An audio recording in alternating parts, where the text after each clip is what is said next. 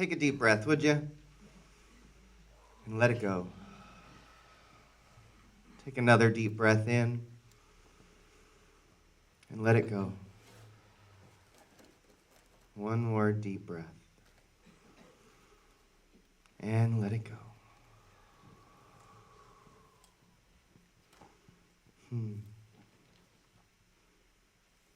So this month's theme, across Centers for Spiritual Living, which is always funny to me how these themes get chosen sometimes over a year in advance.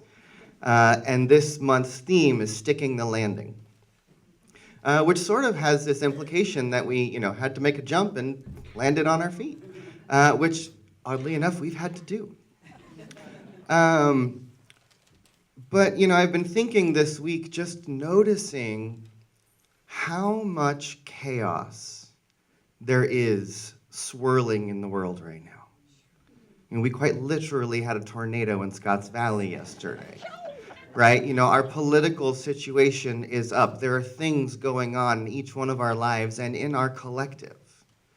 And, we've talked about this a lot in the last number of weeks, but it's our spiritual practice, right? It's our practice of prayer, of meditation, of being grounded in spiritual study, of the chants and the music. These are the things that allow us to maintain our conscious awareness as we navigate the chaos, right? And this week, I kind of want to talk about attention management.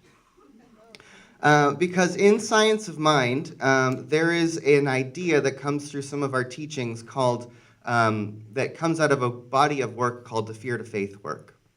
And in that work, there's this idea that there are 4 levels of awareness that we all have available to us at any given time, right? And so in the sacred days, or the kingdoms of consciousness work, they name these 4 levels of awareness as the first one being we see things as happening to us, right? We are the victim of circumstance. Things are out of our control. Stuff is happening to us, right? That's just the first layer. The second layer of awareness is not to see things as happening to us, but see things as happening by us. To see that we have some agency, we have some control, we have the ability to interact with the universe, to manifest, to create, to hold a conscious choice. The third level of awareness is this idea that things are happening through us. It's not happening to me, it's not happening by me, but something is happening through me, right? And when we're in those through me moments, that's when the creativity comes through. That's when the bigger story, the myths, the metaphors, the bigger versions of the story start to come through when we're looking at it through that lens. And then the fourth lens is the as-me lens, where we see ourselves as the activity of the universe, where we see ourselves as life happening. Right? So we have 4 levels of awareness available to us at any given time. Life is happening to me, life is happening by me, life is happening through me, or life is happening as me. Right? And realize that all 4 of those realities are all happening simultaneously at the same time, all the time. But we have the opportunity to sort of shift or change our lenses at any given time. Right? And so I grew up coming up as a Science of Mind minister. You get trained in these 4 kingdoms of consciousness, they call them. Now, at a point in time in my studies, I began to work, many of you know, with Dr. Jean Houston. And Dr. Jean also has 4 levels of awareness that she teaches. She says the first level of awareness is the physical sensory. It's what you perceive with your senses. It's the experience you're having in your body. It's what you're physically feeling and experiencing. The second level of awareness, she says, is the psychological or historic. It's the world that's happening inside your head. It's your thoughts, it's your feelings, it's your beliefs about what's going on. Then she says the third level is the mythic. This is the cultural. This is the bigger stories that are unfolding around us that we're part of. And then the fourth level being the integral or the unitive. Now, these are 2 different fields of study, but if you think about them together next to us, the physical sensory world is happening to us all the time, right? We see because particles are flying at our eyes and it's happening to us, and we're having a physical experience in a human body, right? Isn't it true that our thoughts, that our emotions, that our beliefs are built by us? They're happening at our choice, at our participation. Then the mythic layer, the cultural, the bigger stories are happening through us all the time, whether we're aware of it or not. And then on the unitive, the integral level, each one of us truly is one with all that is. Right? So there are these 4 basic levels of awareness. I like to call them the 4 worlds. And think about for a moment how we can find ourselves landing in any of those worlds at any given moment. Right? Have you ever had an experience where you're really in your unitive place, you're feeling the oneness, you're feeling the peace, you're feeling the all of it, and then something happens, right? You stub your toe, someone cuts you off in traffic, someone says something to you that hurts your feelings or whatever it is, and immediately some of us might drop down into that place of feeling triggered or feeling the pain, right? And suddenly that's all that we can feel. So just think about how every one of us move through these 4 levels of awareness every day, right? Think about, I love the term hangry, right? I get hangry, right? When we're hungry and it changes the way that we feel, it changes the way that we act, it shifts our emotional state. Something is happening to us, right? That changes how we feel. But we can also practice moving through those levels of awareness, right? So maybe think about, just in this moment, take a physical check-in. How are you feeling in your physical body? Maybe even close your eyes. Place a hand on your heart maybe, or your belly. And really just sense and feel the physical self. And then take a deep breath in. And now we're going to move to what I call world 2. Do a scan of how you're feeling internally, not physically, but emotionally and mentally. What does your inner state feel like?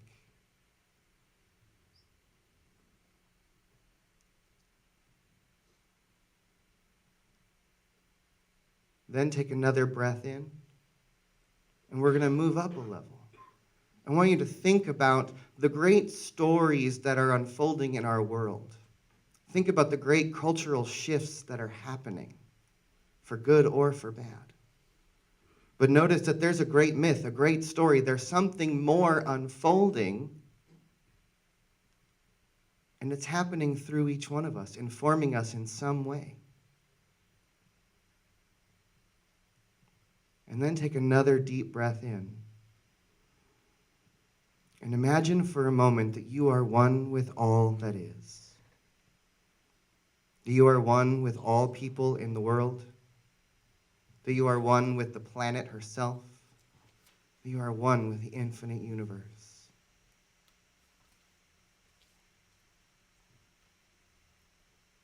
And just breathe that in. And then open your eyes.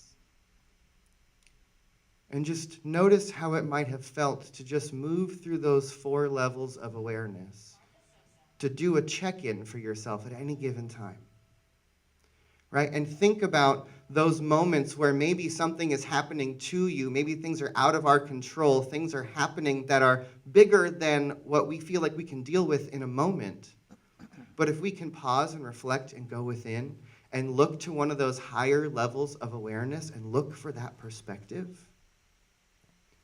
right? I like to call that zooming in and zooming out, right? When we get into our to me moments, when we're in our physical body, when we're in pain or when we're in hungry, it's like we're zooming in all the way on the circumstances, right? And think about what happens when you're in pain, when you're in fear, when you're tired, when you're hungry, when something's happening that's out of your control. What does it feel like sometimes? But that thing is so big that that's all we can see. It overcomes our awareness.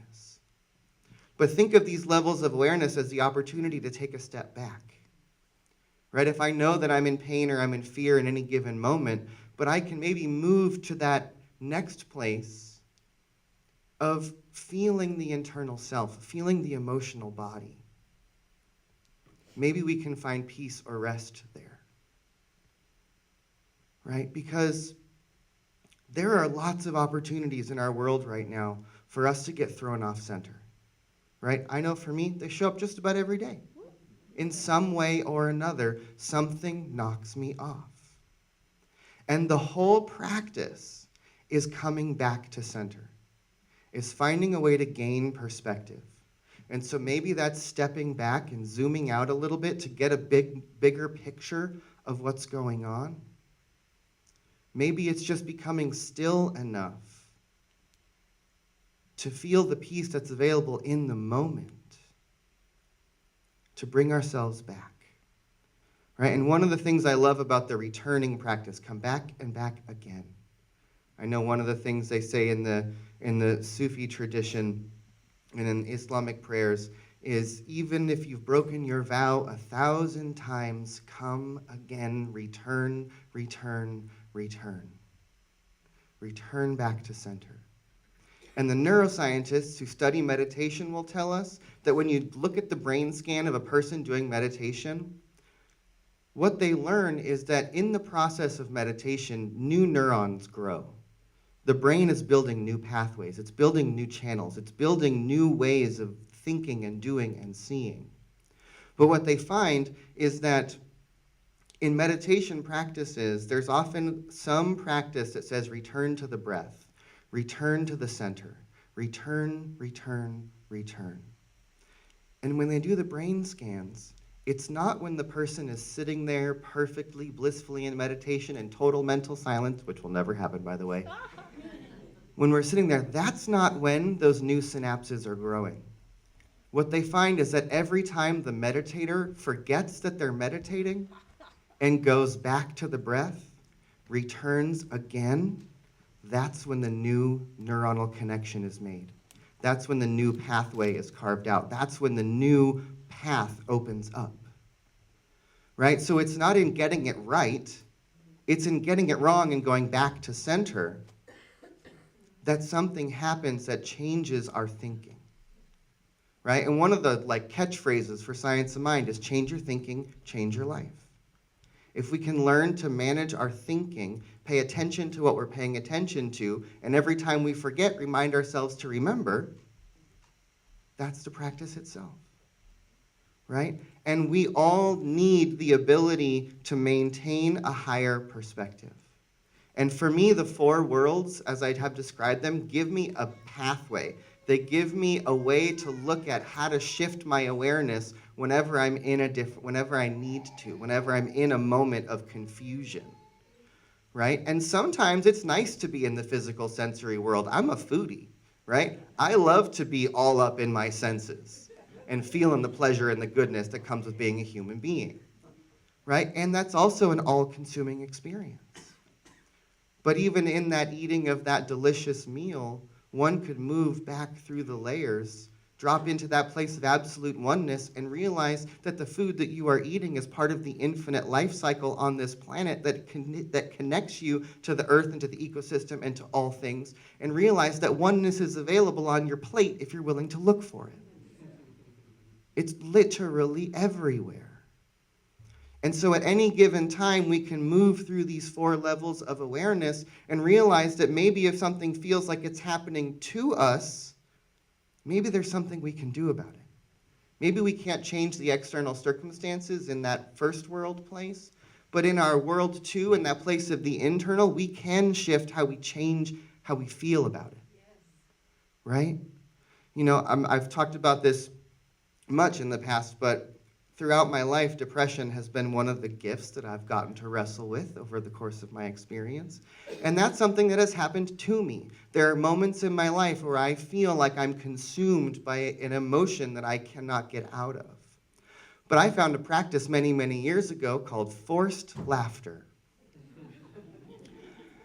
And there was probably 15, 20 years ago, I was in a really depth of a depression and was given this idea that if you can make yourself laugh, even if you start faking it, the funny thing about laughing is even if you fake laughing, eventually you'll start actually laughing. And so I did this for many, many years as a practice. Whenever I was in those deep, dark moments that I couldn't get out of, felt like something was happening to me, I said, I can do something to take control of this moment and shift it. So I would start to force laugh. Sometimes I'd drive and go park in a parking lot somewhere so no one would think I was crazy, which I might be, but that's fine. And I did this for many, many years as a way of shifting my perspective. One of the things that I've realized is a comment that I hear often is about how giggly of a person I am. I tend to giggle and laugh a lot. And I realize it's because there's this thing that happened to me over and over and over again in my life. And so I choose to do something in my own control, to take the by me portion and say, okay, when I feel this, I'm going to force laugh until I actually laugh and it changes how I feel. Over time, that has started to come through me as now I am a giggly person. Right? And so we can all engage in that kind of practice of shifting our thinking, changing our thinking, and changing our lives. Right? And so think about the ways that you already have. What are the tools in your pocket that help you shift your thinking? To get you out of those moments where you feel that you are the victim of circumstance, where things are happening to you and they're out of your control. What do? Do you call a prayer partner? Do you sit in meditation? Do you sing one of the songs or chants that Gitanjali has gifted to us? But notice that in any moment there is always a doorway to the next world. That if we feel we're out of control, there's a door to get us into a place where we feel like we have some control.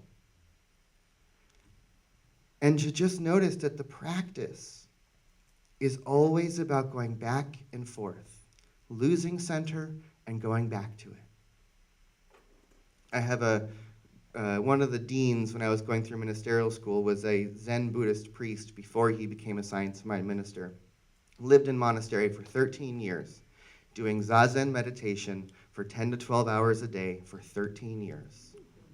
He said their practice was to count their breaths backwards from 100. So take a deep breath in, 100, exhale, deep breath in, 99, exhale. I'm not going to count all the way.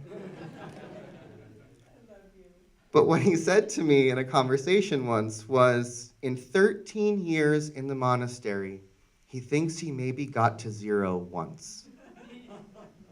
Because every time you forget or lose track, you go back to 100.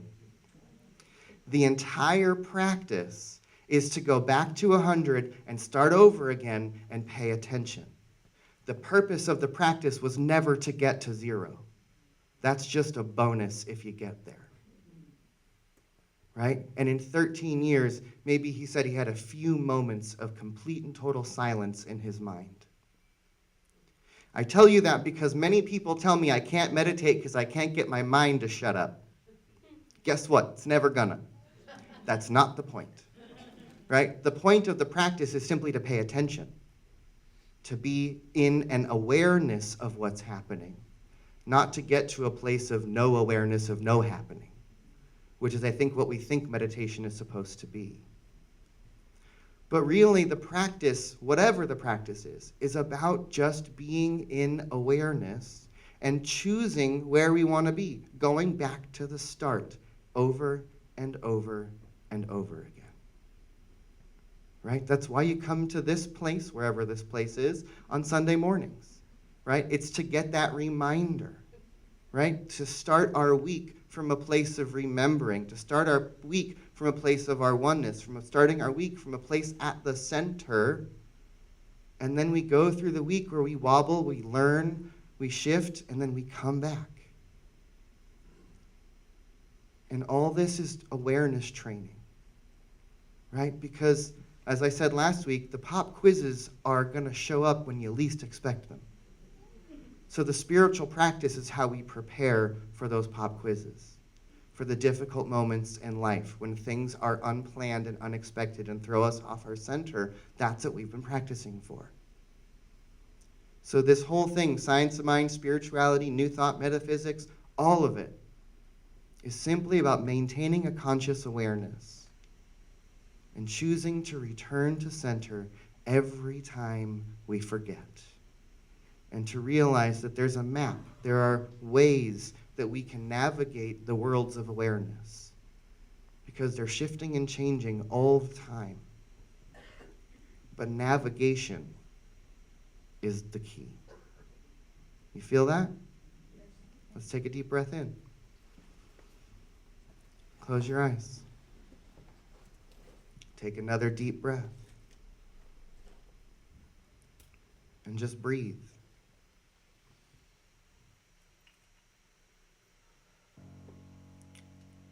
And so first, just begin by paying attention to your breathing. Not forcing or controlling it. Maybe even using the mantra simply, I am breathing in, I am breathing out. I am breathing in, I am breathing out. Pay attention to that breath.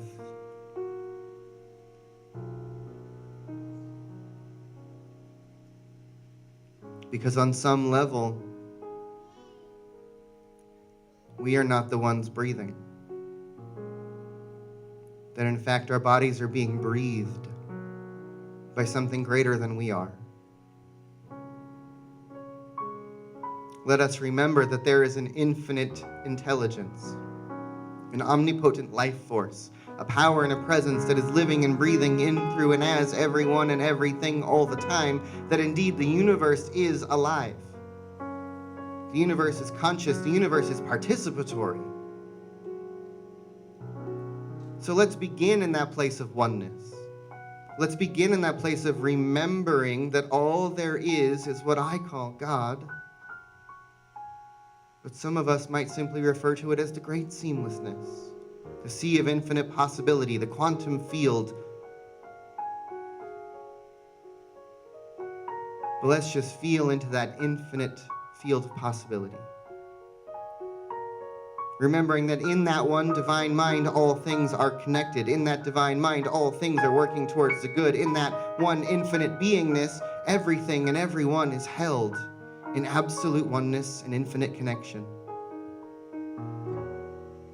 And it's from that place that I remind each one of us then that we are the unique individualized ways that the allness of that infinite field of possibility are being funneled into actuality. And that it's through our conscious awareness, it's through our participation, it's through our choices that the universe is creating. So let's open up a little bit more today to remember that each one of us have the opportunity to be conscious creators, to take what the universe throws at us and then to do something with it, to respond to it, to participate with it, to rise up and find a greater story. To open our hearts and our minds to remember that maybe everything that is coming to us is coming to us for us. Maybe all the things that we think we have to do are for our inner transformation. And that perhaps there is a greater story unfolding here in our world, in our nation, in our society, and in each one of our lives. And that we get to be participants in that greater story. But let's begin today by paying attention to which lens, which level of awareness we are looking through at any given time. And realize that we can build a practice that offers us the doorways to shift through these lenses of awareness to find the highest possible truth whenever we need it. Because what I know is that when we lift our minds to oneness, when we lift our minds to love, when we lift our minds to compassion, a view becomes available that wasn't available before. So let us choose to look at the world. Let us choose to look at the circumstances, the chaos, the pain, all that is showing up in front of us as opportunity to look for and to see something more than perhaps we knew was there. And so let us return again to that place of remembering that there is only one life, one infinite being, one power, and one presence. And that when we look for it, we'll see it. And the more that we seek that awareness, it will begin to see through us and as us, where we remember that we are conscious creators, here to bring about something greater for ourselves and for the world. So another deep breath in, and letting it go. Breathing in, and letting it be.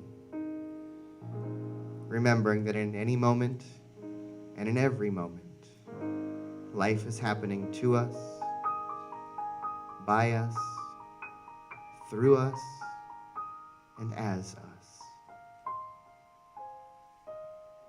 And so we surrender and let it be. And so it is.